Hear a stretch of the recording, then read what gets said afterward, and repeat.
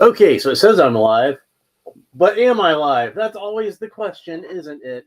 So, anyway, we're here with another Marvel Legends unboxing, which I haven't done any Marvel Legends in a while. I want to say last time I did Marvel Legends was way back in February, so almost a year ago, like 10 months ago at this point, was last time I opened up some Marvel Legends.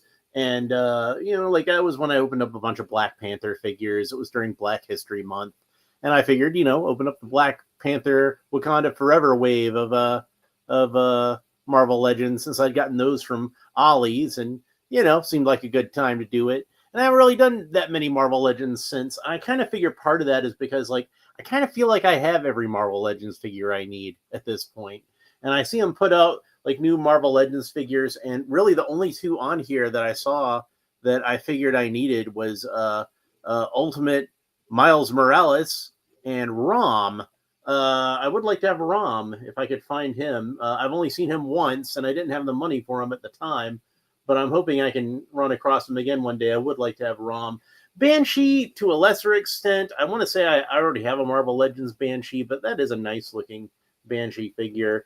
Adam Warlock, I could pick up Adam Warlock if I ran across him. I don't really care about Daken. I don't really care about Ultimate Iron Man. I thought that was kind of a clunky Iron Man design in the first place. I wasn't fond of it. But I have, for a long time, really wanted to have a decent Miles Morales figure, and I've been having a hard time finding one. My problem is honestly, when this character first came out in the comics, I wasn't really like a huge fan of him. I didn't dislike the character, but I also kind of felt like personality wise, he was kind of bland, and he was just kind of like, Peter Parker, but not. I get why you would want to have like a black Spider-Man for diversity's sake. I understand why that character would have some appeal to him, but I kind of felt like he was lacking a little bit in the personality department. You know what I mean? Like again, it is like personality wise, there seemed like there wasn't a whole lot you could do with Miles Morales that you couldn't just do with Peter Parker. Like I guess his supporting cast was kind of interesting. He had an interesting family dynamic, and some things like that. But he just kind of seemed like he was just Peter Parker with more melanin, and I was just kind of like, whatever. Again, didn't dislike the character because I like Peter Parker, so obviously I'm going to like a character that's like Peter Parker. But I kind of felt like they could have done more with him, like I was a little disappointed with how indistinct he was personality wise from the regular Spider-Man, you know. So that changed when they did the animated movie, when they did Into the Spider-Verse, and then I kind of felt like they were able to make Miles Morales and the character he was always supposed to be, and Miles finally came into his own as a character and had that personality that I liked, and like part of that was the whole graffiti thing and how he was all into the graffiti and like seeing him as an artist, that was something that made me appreciate that character a whole lot more. So, but I will say that I much preferred his costume as it was seen in the comic book here. But I think they made like an Into the Spider-Verse Marvel Legends, like a Miles Morales, but I couldn't find it. And I know they did a 2-pack with Gwen Stacy, and I managed to get the Gwen Stacy figure, but I wasn't too impressed with the Miles Morales figure in that because it was just the comic book version repainted, and I kind of felt like that costume didn't really translate as a because of the way the webbing was done. You see, like Miles in the comics had red webbing, and in the movie he has black webbing that's like kind of like a slightly more metallic or glossy or something like that. I'm not sure I can't quite tell, but it stands out a little bit more, even with it being black on black. But on the action figure, it just wasn't there. So I was disappointed with that. And then I saw they were coming out with figures from the what did they Return to the Spider-Verse, whatever they called the sequel. I still haven't seen the sequel yet, but I was disappointed in those figures because they were too cartoony looking. And I get you want to make it look like cartoony looking because it's a cartoon, but I wanted figures that could be with my regular Marvel Legends figures. And they did a regular Marvel Legends Miles, and I was having a hard time finding him. So finally, they put this guy out, Miles Morales, the Ultimate Spider-Man. And you can see I got him marked down at Target. So not only was I lucky enough to find him, I was lucky enough to find him for a bargain price. And again, this is the comic book version. So he's got the comic book outfit, which I like. But he's also got like the shorter hair like Miles Morales has in the comic. And I like him with the longer hair. Because again, it gave him some personality. And, you know, people will complain and be like, how does he fit all that hair underneath his Spider-Man mask? And I'm like, unstable molecules, dude. That's like a typical thing in the Marvel universe at this point. Dennis Dennis I'm stumbling over your. I'm sorry. Dennis Lepetrov is here. I'm sorry, I keep stumbling over that. And he says hello right back. Good to see you. So yeah, but we can't have it all, can we? So I do know that there are files on Cults 3D that you can print out a movie style Miles Morales head. So I might do that. I might do that at some point in the future. But you can see he's just got the regular comic book style Miles Morales haircut, and it says comic accessory. So he's got like a little comic book of himself that he carries around with him, I guess. So, and then some extra hands and an extra head where his eyes are like really squinty. So Miles is going to look kind of angry when he's wearing a Spider-Man mask. And there's multi-language bios here, which is typical for Hasbro. They do this with G.I. Joe also. And we already looked at the cross-sell artwork. So it says Ultimate Miles Morales, not Ultimate Spider-Man. It doesn't say, like on the front with the comic book logo, says Miles Morales, the Ultimate Spider-Man. This just says Ultimate Miles Morales. So is there like an inferior Miles Morales running around that I don't know about? I don't know. Who are these people?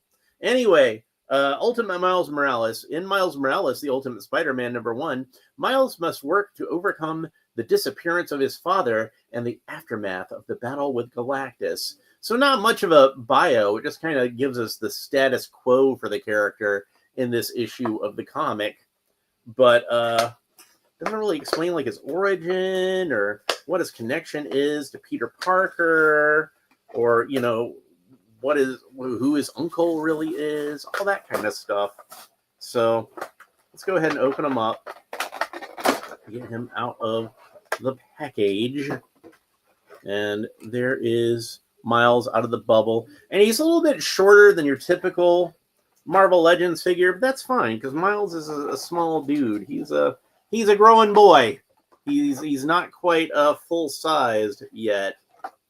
And this is a pretty thick-looking comic book to my eye. I would almost think it was a trade paperback, but it is got the saddle kind of binding like a floppy comic book. But damn, that's thick. It looks more like a trade as far as like the thickness goes. And yeah, I get that's probably because, you know, proportions and everything. An action figure sized comic book of the character that comes with the comic book is kind of an odd accessory, but whatever. You know, they're trying to do something, I guess, a little different, trying to make sure this line is still fresh after going for so many years.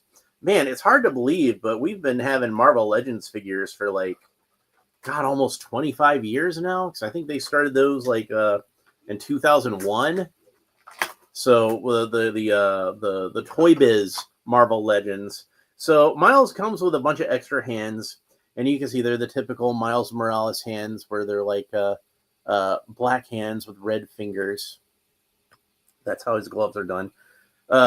Kind of like Peter Parker's costume at the end of the second MCU Spider-Man movie, which I guess was taking some Miles Morales influence. I had actually thought about, again, because I was having a hard time finding a Miles Morales figure, I was actually thinking about picking up one of those and repainting it to be Miles, honestly. And then we got a solid fist. So we got the solid fist, the gripping hand, and the web spinning hand. And in the package, Miles, who apparently is not held in with any rubber bands or rubber tabs whatsoever. Take note, McFarlane and Mattel and every other toy company on the planet. I did not have to cut anything to get Miles out of the package. He just came out of the package. So he's got this kind of gesturing hand, which, since it's Spider-Man, I'm going to imagine is supposed to be a wall-crawling hand. And in fact, when I look at the fingertips, you can see the fingertips are kind of slightly upturned at the very end. So yeah, I'm guessing this was intended to be a wall-crawling hand. And even though, like I said, I would have rather he had the longer hair, like in the movie. Lone Dragon is here. It says Parker Peters. No, Morales Miles. Miles is, I don't know, like Miles is already plural for mile, you know. So yeah, but I think they did a really good job with the head sculpt, though. I really like the facial features on here. Maybe it's just me, but I can actually see not only like the black facial features, which most people just think of Miles as being a black character, but of course the name might suggest he also is part Latino, and I feel like there's a little bit of Latino in the face too. So I think they did a good job with that. So good on them for not forgetting that part of Miles's heritage. And they did a really good job with the costume. Like I said, that red webbing over the black, you know, it's almost like a reverse of Peter Parker. Maybe it is Parker Peters. I don't know. And then he's got just like plain black tights underneath that. So not a lot of people know this, but when Peter Parker got his black costume in the 1980s that eventually became Venom, the original design for it was going to have red for the spider on the chest instead of white. And they decided to go with white, I think, kind of at the last minute. But originally it was supposed to be red. So I always kind of figured Miles' red on black kind of outfit was maybe sort of inspired by that. So let's go ahead and get the mask onto him. So I'm going to pull the unmasked head off of him for now.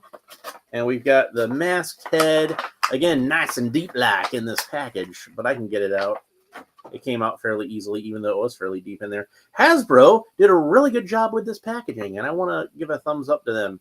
And then we could get Miles with the slightly angry-looking Spider-Man face.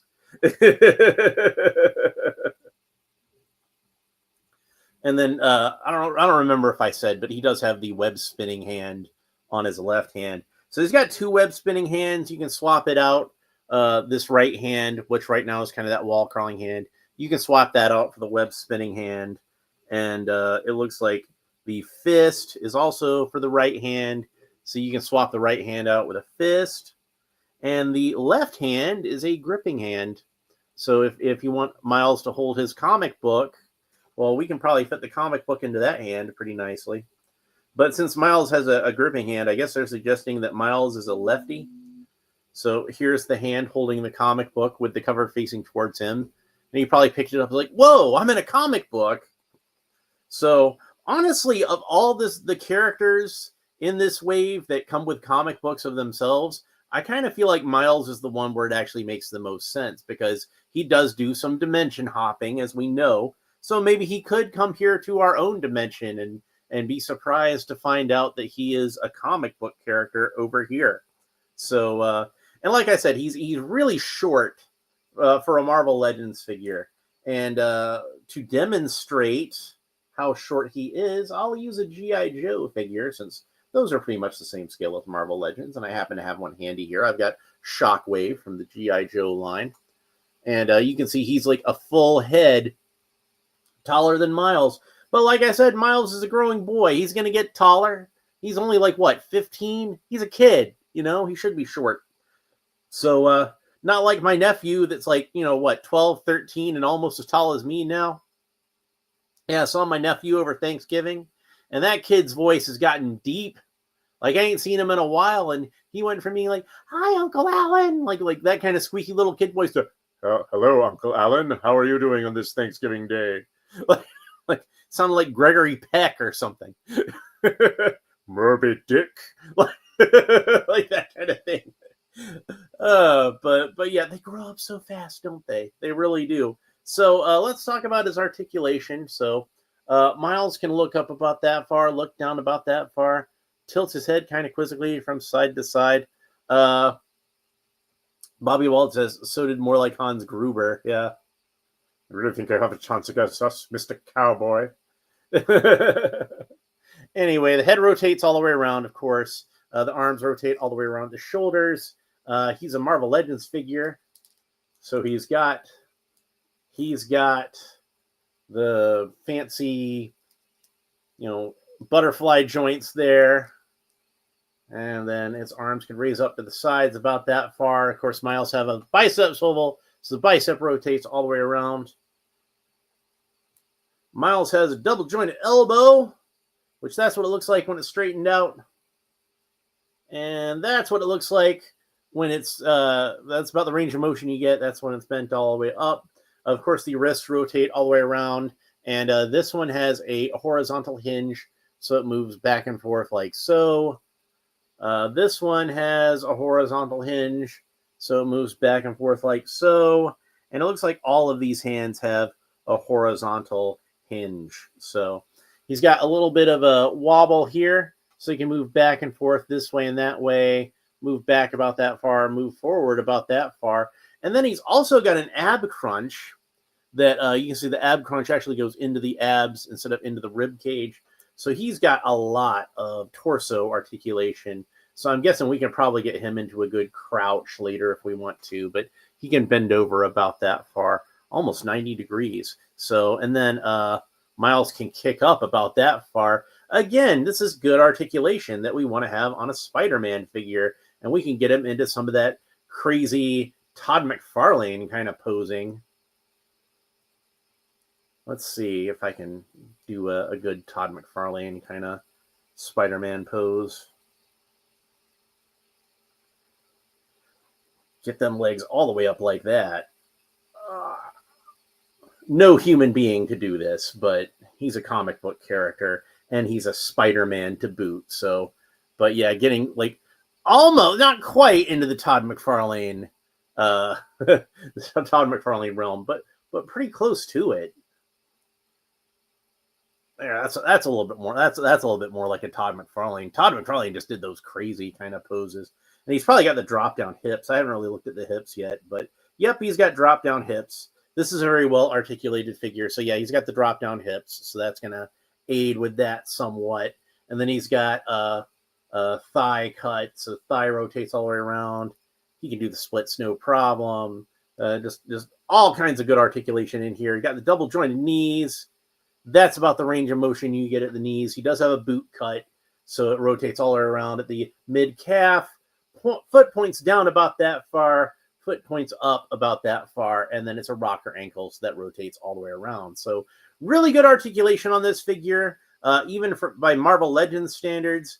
And, Marvel Legends, like, I kind of feel like they've been surpassed by certain, NECA figures and definitely by Todd McFarlane figures. But I still feel like Marvel Legends is still good articulation. Marvel Legends to me is standard, what should be standard articulation for action figures. But this is a very, very particularly well articulated Marvel Legends figure. So we can get him into all kinds of good poses. And that's cool. Because he's a Spider-Man. He should be able to do whatever a spider can. And that includes the spider agility and getting him into these crazy web slinging, leaping, wall crawling kind of poses. I joke about toe articulation a lot of the time, how this figure has toe articulation just to show off. But I kind of feel like Spider-Man is a character that the toe articulation actually would be appropriate for, not just showing. He doesn't have toe articulation, by the way. Toe articulation would be really good to have on this figure, is what I'm saying. Even though I make fun of toe articulation a lot, like Spider-Man is a character that I kind of feel like toe articulation would be appropriate for. But man, this is a great figure, and I'm glad I got him. I'm glad I got him for like a cheap price. Like I think I saved about $10 on this figure, considering how I found him for like 17. I want to say Marvel Legends are starting to get in that $25 range. That's probably another reason I don't buy Marvel Legends as often as I used to, is because like the McFarlane figures are cheaper figures. So I've just been more into the McFarlane figures. They're cheaper figures that are just as well made, if not more well made. And but this figure is great. I love this figure. I wish Marvel Legends were still $20. I'd probably still actually would be buying. I probably would have bought this guy for $20. When I see him for like $25, $26, and then I start to get a little, do I really need Banshee? Like, I think I already have a Banshee. I don't even remember if I have a Banshee, but I think I have a Banshee. But I would like to have Rom, because I've been saying they should do Rom for years. And Rom is a character that, like, technically Marvel doesn't own Rom. You know who does own Rom is Hasbro. So Hasbro could have done a Rom figure anytime they wanted to, and it didn't even necessarily need to be a Marvel Legends figure. I want to say they did Rom as like a G.I. Joe scale figure, like a 3 3/4 inch scale figure, like as a convention exclusive a few years ago. And I'm like, man, why didn't you put him out in the store? I would have bought him. I would have bought this Rom figure too if I'd have had the money for him at the time, but I was broke, unfortunately, and I haven't seen him again since. So maybe I should look on like Amazon or something and see if I can find him for a good price. But anyway, Miles Morales is a really cool figure, and I think you can still find him fairly easily on store shelves. Maybe not Target, because like I said, I found him marked down at Target, and this was a while back. But I want to say I've seen this Miles figure on Walmart's pegs sometime recently. So you can probably still find him if you're looking for him. But this is a really good figure, and I'm really happy with him. It took me a while to find a good Miles Morales figure for my Marvel Legends collection, but now I feel like that itch has been scratched. I kind of feel like this is going to be a good figure to fit in with this. My only complaint, like I said, is I would have rather he had that longer hair. And I know this is supposed to be a comic book style figure, but they should have given him the longer hair in the comic book. It looks good. I think it looks good. I think that's what Miles Morales should look like. But this is still a good head sculpt, I think, even though his hair's too short for my personal taste. But but that's just me. Anyway, that's it for Miles Morales, but it's not it for Spider-Man, because I actually have another Spider-Man figure to open up, and that's going to be the next episode. This is another one I've had for a while that I've been sitting on, because I've been doing all this Ninja Turtle stuff. But we've got another Marvel Legends Spider-Man that I'm going to be opening up on the next episode, which is, very excited about this, the 1977 Spider-Man television series, which it seems to be like Marvel/Disney has been trying to memory hole for like decades now, and trying to forget like that exists, and trying to pretend like the first live action Spider-Man was Tobey Maguire when we know it wasn't. By the way, I think I should mention, since this is a Spider-Man related video, the recent passing of Danny Seagren, I think is how you pronounce his name, who was the actual first live action Spider-Man on the Electric Company. He passed away recently. I think he was like in his 80s, so he had a good long life. But he was the first guy to bring the web slinger to life in live action. And I think he deserves to be remembered for his place in Spider-Man history, among other things. He was also, with the Muppets, did some work with the Muppets. He was a puppeteer before he was Spider-Man. And I thought he did a really good job with the character. He didn't have any dialogue because of how they shot those Electric Company sketches. Like the gimmick was, since he was a comic book character, he had word balloons like in a comic book. So the kids had to read his dialogue when he'd say something. So he'd just kind of make a pose like this or like this, and like kind of a mime sort of thing. And I guess that's where his puppeteering skills came into action, because he was able to convey thoughts and words just through physical gestures and things like that. He was really good at that.